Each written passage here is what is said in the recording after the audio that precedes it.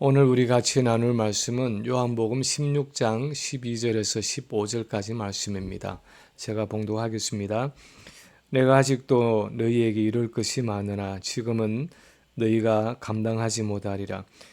그러나 진리의 성령이 오시면 그가 너희를 모든 진리 가운데로 인도하시리니 그가 스스로 말하지 않고 오직 들은 것을 말하며 장래 일을 너희에게 알리시리라. 그가 내 영광을 나타내리니 내 것을 가지고 너희에게 알리시겠습니다. 무릇 아버지께 있는 것은 다 내 것이라. 그러므로 내가 말하기를 그가 내 것을 가지고 너희에게 알리시리라 하였노라. 아멘.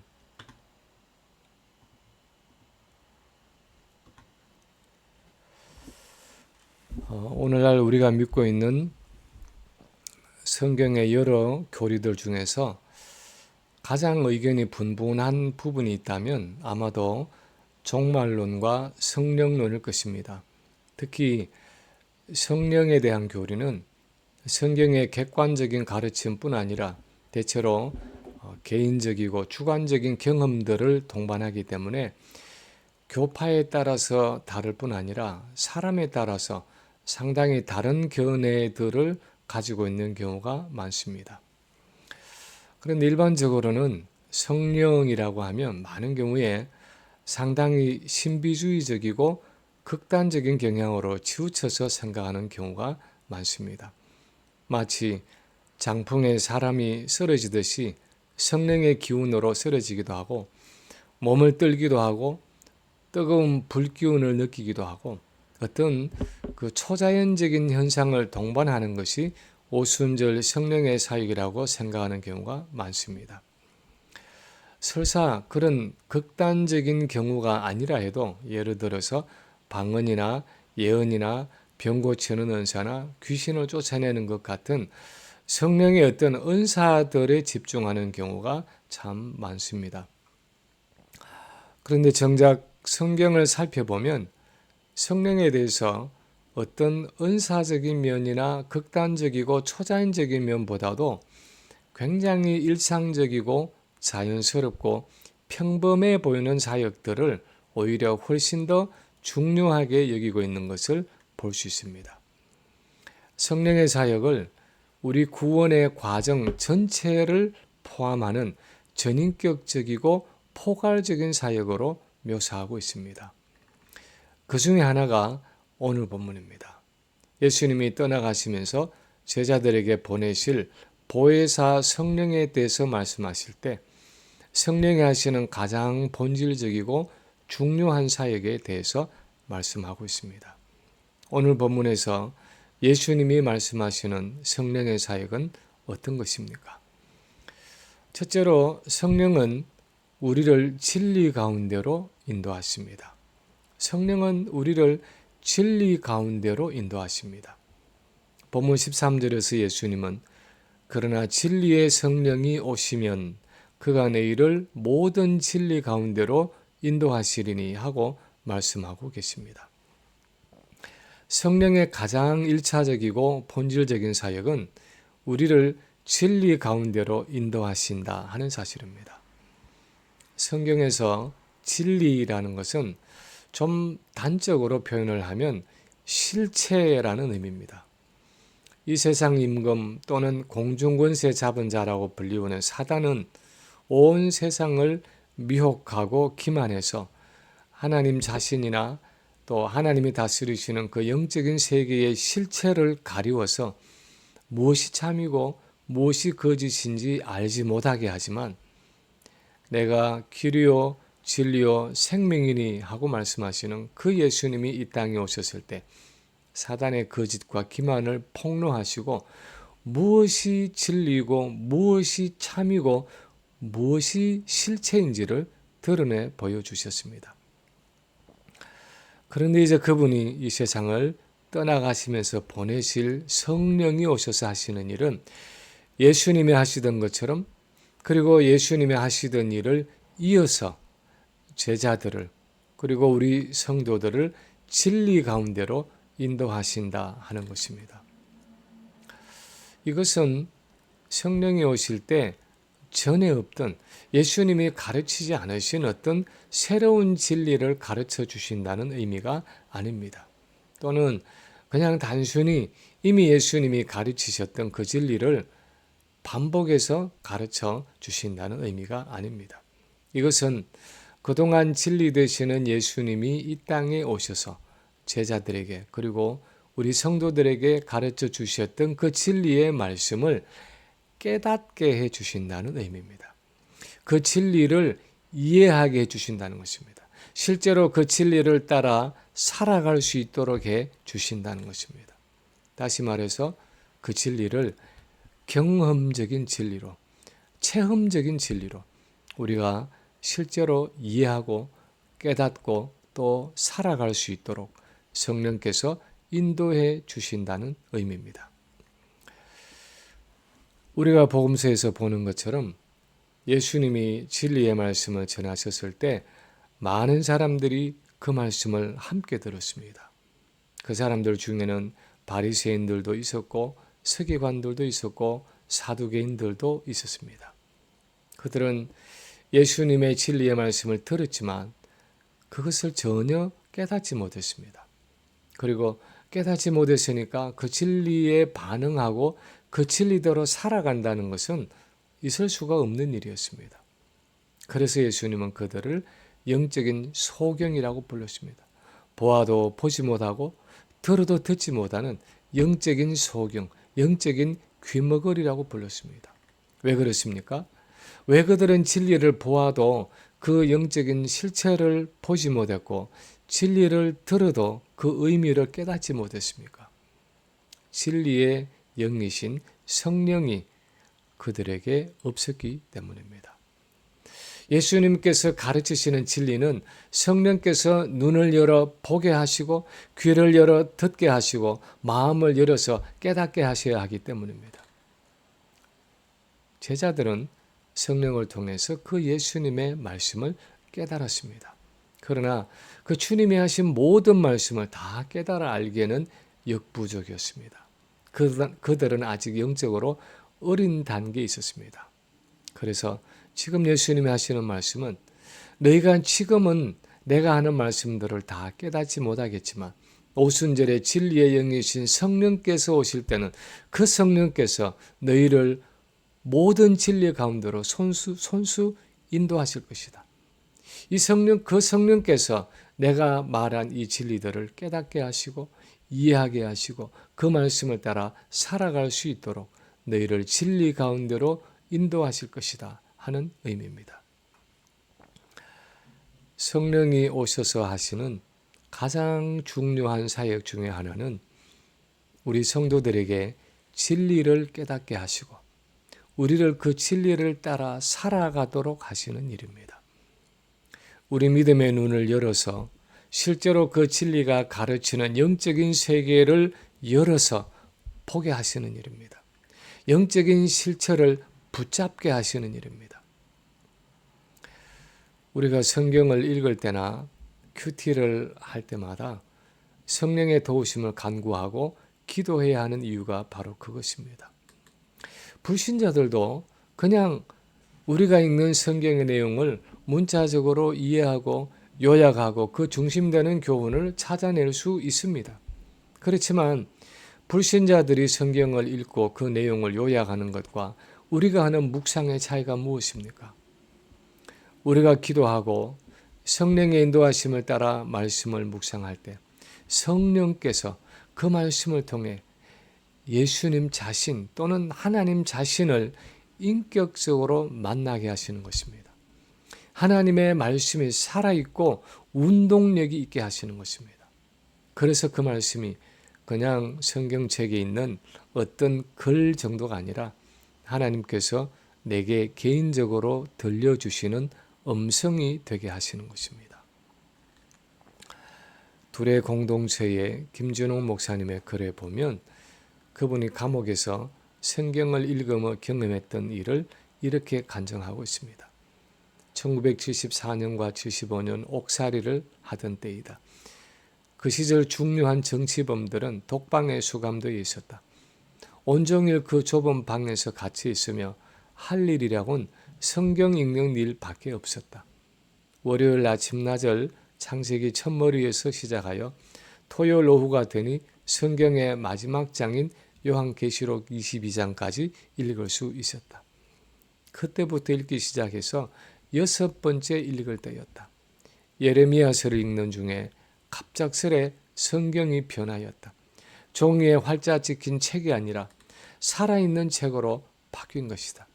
살아있는 나와 살아있는 성경이 만나게 되었다. 성경 구절 구절이 감동으로 내 마음에 다가왔다. 성경 속에서 살아계시는 하나님을 만난 것이다. 나는 감격에 겨워 눈물을 줄줄 흘리며 성경을 읽었다. 왜 그런 일이 일어났습니까? 어떻게 그런 일이 일어날 수 있었습니까? 진리의 영이신 성령이 말씀을 통해 역사하셨기 때문입니다. 그 진리를 현재적으로 마음속에 부딪혀 오게 하셨기 때문입니다. 살아계신 하나님의 말씀으로 듣게 하셨기 때문입니다. 성령은 이 성경의 말씀을 영적으로 깨닫게 해주시고 이해하게 해주시고 적용하게 해주시는 진리의 영이십니다. 두 번째로 성령은 우리의 미래를 인도해 주십니다. 성령은 우리의 미래를 인도해 주십니다. 13절에 보면 예수님이 이렇게 말씀하십니다. 그가 스스로 말하지 않고 오직 들은 것을 말하며 장래의 일을 너희에게 알리시리라. 우리가 요한복음 14장에서 함께 살폈던 것처럼 제자들은 지금 미래의 불확실성 속에 있었습니다. 그동안 그들과 함께 지내셨던 예수님이 이제 그들을 떠나시면 그들은 앞으로 어떻게 될까 하는 염려와 불안함에 사로잡혀 있었습니다. 앞으로 무엇을 어떻게 해야 하겠습니까?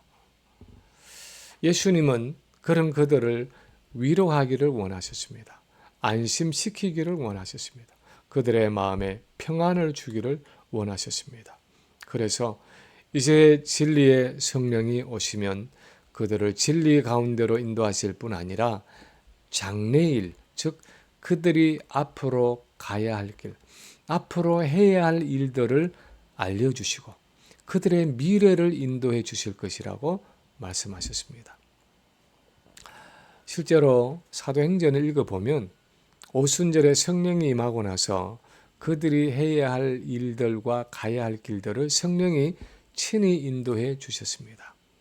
예를 들어서 사도행전 8장에 보면 에디오피아 내시가 가사로 내려가고 있을 때 빌립에게 해야 할 일과 가야 할 길을 성령께서 세밀하게 인도해 주셔서 그 내시를 전도하는 일에 구체적으로 개입해 주셨습니다. 사도행전 10장에 보면 전혀 뜻하지 않았던 베드로가 고넬료의 집에 찾아가서 복음을 전해야 하는 그 사역에 대해서 성령께서 환상과 말씀들로 아주 구체적으로 인도해 주셨습니다. 바울의 회심 후에도 보면 그의 모든 전도 사역 속에 장차 그가 해야 할 일들에 대해서 성령께서 때로는 길을 막으시고 때로는 길을 열어주시면서 구체적으로 그의 걸음을 인도해 주셨습니다. 제자들은 주님이 떠나가시고 나면 무엇을 어떻게 해야 할지 그들의 미래가 불투명하고 불확실하고 그래서 불안하다고 생각했지만 예수님이 약속하신 것처럼 오순절에 성령이 오셨을 때 주님을 대신해서 그들의 장래에 대해서 말씀해 주시고 그들의 가는 앞길을 인도해 주셨습니다.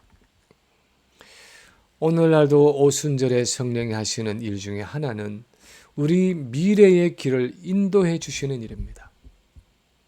우리는 우리 미래가 얼마나 불확실하고 그래서 불안하고 두렵다고 생각할 때가 얼마나 많습니까? 내가 앞으로 어떻게 될는지 무엇을 하며 살아야 할는지 한치 앞을 내다볼 수 없다고 생각할 때가 얼마나 많습니까? 내 건강과 내 자녀와 내 직장과 내 경제 생활과 내 미래의 삶 전부가 미지의 세계 속에 있고 그래서 불안하고 염려와 걱정을 떨쳐버릴 수 없을 때가 얼마나 많습니까? 그러나 하나님은 성령을 통해서 그분이 소원하시고 계획하시고 작정하신 길대로 우리를 세밀하게 한 걸음 한 걸음 인도하시는 것입니다. 내 안에 계시고 내 걸음을 인도하시는 그 성령의 존재를 인정하고 정직하고 진실하게 그분의 음성에 귀를 기울이기만 하면, 겸손하게 그분의 말씀에 순종하기만 하면 오늘날도 성령은 우리에게 말씀하시고 우리의 걸음을 인도하셔서 우리가 미래에 무엇을 어떻게 하며 살아가고 사역해야 할 것인지를 한 걸음씩 세밀하게 인도해 주시는 것입니다. 한 2주 전에 터키에 방문 중인 저희 며느리로부터 8권의 책 표지가 찍힌 사진이 한 장 왔습니다. 보니까 C.S. 루이스가 쓴 나냐의 연대기의 터키어판인데, 이번에 터키에 가서 자신이 중고등학교 때 읽은 그 옛 책들을 정리하면서 찾았다는 것입니다. 자세한 이야기를 들어보니까 9학년 때, 그러니까 중학교 3학년 때 그 나냐의 연대기 전집을 아주 흥미롭게 읽었는데, 그것이 기독교 작가가 쓴 성경적인 배경을 가진 책인 줄은 몰랐다는 것입니다. 그런데 나중에 예수를 믿고 복음을 알고 나니까 드디어 자기가 중학교 3학년 때 읽은 그 책의 내용이 이해가 되더라는 것입니다. 저는 개인적으로 하나님이 오래전부터 모슬림권에서 자란 그 아이의 마음을 준비시키셨다고 생각이 되었습니다. 예수를 믿을 수 있도록, 복음을 이해할 수 있도록 이미 10수년 전부터 기독교 작가의 글을 통해서 성경적인 세계관으로 불신자였던 그 아이의 미래를 준비시키신 것입니다.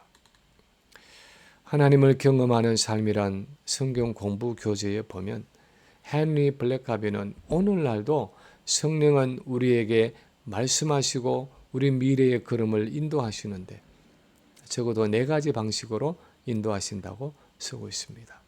첫째는 성경 말씀을 통했습니다. 성경을 읽고 묵상할 때 큐티 시간을 통해서 하나님은 우리의 해야 할 일, 우리의 가야 할 길을 인도하신다는 것입니다. 둘째는 기도 시간을 통했습니다. 기도할 때 우리의 소원을 하나님께 아뢰기도 하지만 그 기도 중에 하나님이 그분의 세미한 음성을 우리에게 들려주기도 하시는 것입니다. 셋째는 교회, 즉 다른 성도들을 통해서입니다. 때로는 믿음의 공동체를 통해서 성숙한 그리스도인들의 권면과 간증들을 통해서 우리에게 앞길을 인도하실 때도 있다는 것입니다. 넷째는 환경을 통해서입니다. 때로는 기회의 문을 열기도 하시고 때로는 기회의 문을 닫기도 하시면서 내가 가야 할 미래의 길을 인도하신다는 것입니다. 때로는 사람들이 어떤 극단적인 방식으로 성령의 음성을 듣고자 애쓰기도 하지만 이런 일반적인 방식들이 서로 일치할 때 그것이 성령의 인도하심인 줄로 알고 믿음으로 순종하라는 것입니다. 물론 때로는 우리의 성숙치 못함으로 그 성령의 인도하심을 오해하기도 하고 실수할 때도 있지만 오늘 본문에서 주님이 말씀하시는 요지는 미래에 대한 불안과 두려움 속에 있는 제자들에게 오순절에 성령이 오실 때 그분이 그들을 모든 진리 가운데로 인도하실 뿐 아니라 장래의 일을 말씀해 주시고 그들의 미래를 인도해 주신다는 것입니다. 그리고 그것은 오늘날 우리에게도 마찬가지입니다. 우리가 마음을 열고 성령의 존재를 인정하고 믿음으로 그분의 인도하심에 순종하기만 하면 그분은 우리를 한 걸음 한 걸음 인도하시면서 하나님이 계획하시고 작정하신 그 미래로 우리를 데려가시는 것입니다. 세 번째로 성령은 이 모든 일을 통해서 예수 그리스도를 나타내십니다. 성령은 예수 그리스도를 나타내신다고 말씀하고 있습니다. 14절에 보면 예수님이 이렇게 말씀하십니다. 그가 내 영광을 나타내리니 내 것을 가지고 너희에게 알리시겠습니다. 오순절에 성령이 오시면 그분이 예수님의 영광을 나타낸다는 이 표현은 단순히 그분이 예수님의 명예를 드러내시고 예수님을 존귀케 하신다는 의미 이상입니다. 이것은 영어로 honor, 명예와 영광을 드린다는 것 이상입니다. 우리는 이 honor class라고 하면 우등생반, 남들보다 좀 더 존경과 영광을 얻는 그룹으로 여깁니다. 영광을 나타낸다는 것도 그런 식으로 이해할 때가 많습니다. 그런데 성경에서 영광을 나타낸다 하는 이 표현은 본질적으로 성령은 예수님의 존재와 성품을 그들에게 드러내신다, 나타내신다 하는 의미입니다. 성령은 예수님의 사역 초기부터 그분과 함께 계셨던 분입니다. 예수님은 성령으로 잉태되셨고 공생애를 시작할 때 세례를 통해서 성령이 비둘기같이 그분 위에 임하셨습니다. 그리고 그분은 성령에 이끌려서 광야에서 시험을 받으셨고 그 성령의 은혜와 능력으로 그의 모든 지상 사역을 감당하셨습니다. 예수님의 모든 사역은 하나님이 보내주신 그분의 영, 성령이 그분과 함께 하시고 충만히 역사하심으로 이루어진 일이었습니다. 그것이 사도행전 10장 38절에서 베드로가 고넬료의 집에서 한 설교의 내용입니다. 하나님이 나사렛 예수에게 성령과 능력을 기름 붓듯 하셨으며 그가 두루 다니시며 선한 일을 행하시고 마귀에게 눌린 모든 사람을 고치셨으니 이는 하나님이 함께 하셨습니다. 이렇게 주님의 생애와 사역 속에 처음부터 늘 그분과 함께 하셨고 그 주님을 가장 잘 아시는 성령께서 이제 오순절에 제자들에게 오실 때 그 주님이 누구이신지를 그분의 존재와 그분의 성품과 그분의 임재를 제자들에게 나타내어 알게 하셔서 예수님과 더욱 친밀하게 교제하게 하시고 예수님과 더욱 가까이 동행하게 하시고 우리가 예수님의 마음을 품고 살아가게 하시고 예수님의 능력을 가지고 사역하게 하신다는 것입니다. 결국 우리가 2000년 전에 갈릴리 지역에서 사셨던 그 예수님과 현재적으로 가깝고 친밀하게 교제할 수 있는 것은 성령께서 그 예수님을 현재적으로 우리에게 나타내시고 알게 하시고 교제하게 하시기 때문이라는 것입니다. 존 스타트 목사님은 제자도라는 책에서 이렇게 말하고 있습니다. 내게 예수님의 삶과 같은 삶을 보여주고 그렇게 살라고 하는 것은 아무런 소용이 없는 일이다. 예수님은 그렇게 살 수 있지만 나는 그렇게 살아갈 수 없다. 그러나 예수님의 영이 내 속에 들어온다면 나도 그분처럼 살아갈 수 있다. 다시 말해서 예수님의 영인 오순절의 성령이 내 안에 오시면 그 성령이 예수님이 누구이신지를 내게 영적으로 체험적으로 알게 하시는데 그때 우리가 이 땅에서 예수님의 마음을 품고 예수님의 생각을 가지고 예수님처럼 살아갈 수 있다는 의미입니다.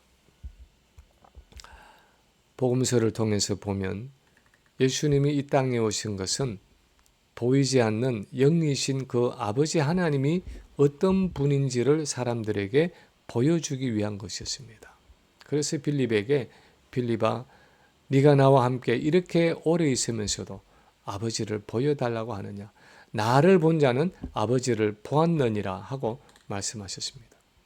예를 들어서 예수님의 사랑과 예수님의 온유함과 예수님의 거룩함과 예수님의 진실함을 보면 보이지 않는 아버지 하나님의 사랑과 온유함과 거룩함과 진실함을 알 수 있다는 것입니다.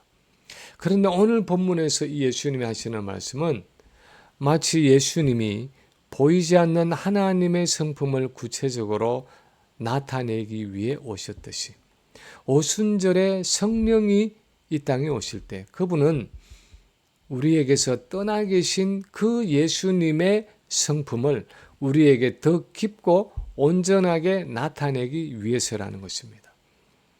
예수님을 육체적으로 전혀 경험하지 못한 우리까지도 그분의 사랑과 그분의 온유함과 겸손함과 그분의 거룩함과 진실함과 그분의 온갖 성품들을 우리 안에 오신 그 오순절의 성령을 통해서 알게 된다는 것입니다. 그래서 결국 우리가 성령을 통해 이 예수님을 좀 더 분명하게 알게 될 때 결과적으로 영이신 아버지 하나님을 더 온전하게 알게 된다는 것입니다. 요한복음 17장 3절에 보면 영생은 곧 유일하신 참 하나님과 그가 보내신 자 예수 그리스도를 아는 것이니이다 하고 말씀하고 있는데, 여기서 안다는 것은 친밀하고 깊은 교제를 동반하는 알미입니다. 결국 우리는 성령 하나님을 통해서 원래 하나님이 의도하신 삼위일체 하나님과의 깊고 친밀한 교제 가운데로 들어가게 되는 것입니다.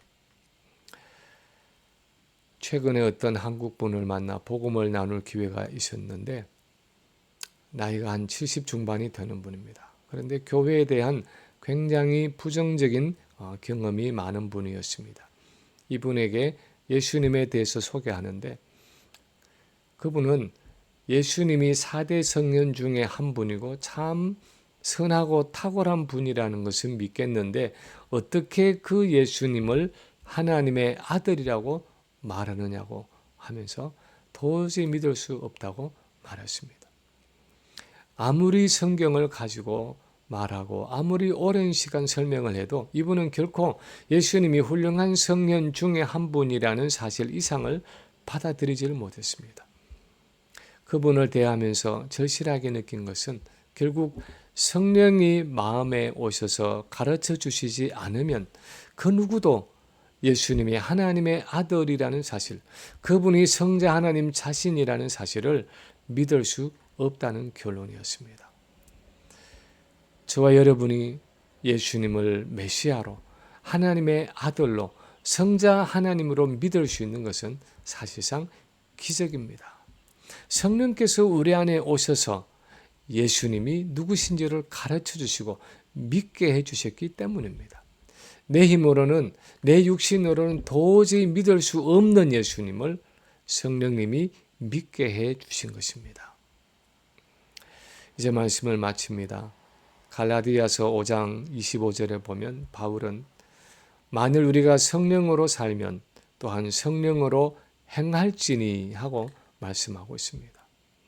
우리가 오순절에 오신 성령으로 거듭난 사람들이고 그 성령의 생명 가운데 살아가고 있다면 그 성령과 매일 동행해야 한다는 것입니다. 그 성령과 발을 맞추어 나란히 걸어가야 한다는 것입니다. 왜 우리에게 그렇게 성령과 발을 맞추어서 그분의 인도하심을 따라 살아가야 합니까? 왜냐하면 그분이 바로 우리를 진리 가운데로 인도하시는 분이기 때문입니다. 그분이 바로 우리의 미래를 인도하시는 분이기 때문입니다. 그분이 바로 예수 그리스도를 나타내시는 분이기 때문입니다. 그분은 2000년 전에 갈릴리에서 사역하시던 그 예수님을 현재적으로 지금 이곳에서 우리가 동행할 수 있도록 우리를 인도하시는 분입니다. 그래서 우리가 성령으로 충만할 때, 그리고 성령으로 충만한 만큼 실제로 예수 그리스도를 바라보게 되고 그분과 동행하게 되고 그분과 교제하게 되는 것입니다. 우리 매일의 삶에서 항상 성령으로 충만케 되고 성령의 인도하심을 받음으로 예수님과 매일매일 순간 가까이 동행하는 우리 모든 성도들 되시기를 주님의 이름으로 간절히 축원합니다.